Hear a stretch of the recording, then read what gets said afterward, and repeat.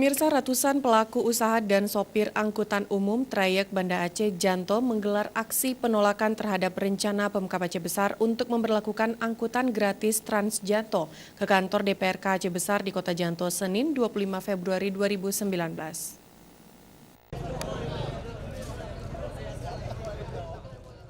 Kehadiran pengusaha dan supir labi-labi disambut oleh Ketua DPRK Sulaiman SE di ruang konsultasi DPRK setempat.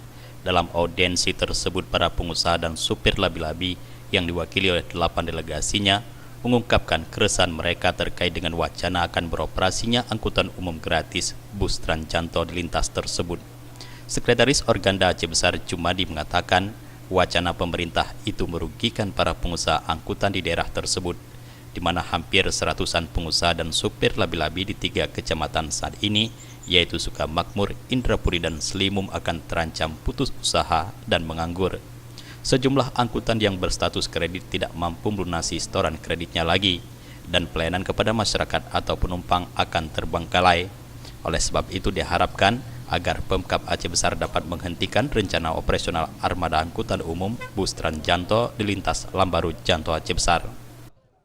Kita bukan tuntutan, audiensi dengan ketua dan anggota DPRK Kabupaten Aceh Besar, di mana sebagaimana yang kita ketahui selama ini sudah ada wacana Bupati Aceh Besar untuk meluncurkan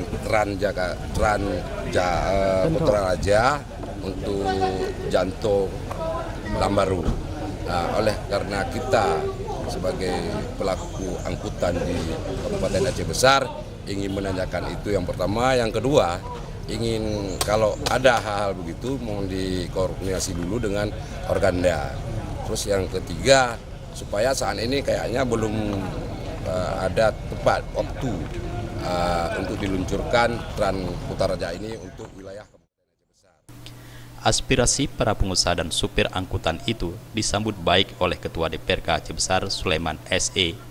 Sulaiman berjanji akan membicarakannya dengan Bupati Aceh Besar terkait dengan sejumlah tuntutan pengusaha dan supir angkutan labi-labi tersebut. Pihak P2LS, Persatuan Labi-Labi Selimum, berkoordinasi kepada kita untuk meminta dibatalkan rencana peluncuran penambahan trayek Trans Janto, Trans Putraraja, penambahan trayek dari Lambaru ke Janto. Dan mereka memintakan kepada kita untuk meminta kepada Bupati untuk membatalkan. Saya sudah mengatakan kepada pihak P2LS bahwa ini baru rencana dan belum pernah dimusyawarahkan dengan kami. Bupati belum bermusyawarah dengan kami terhadap rencana tersebut. Dan saya pikir ini belum bisa action apapun karena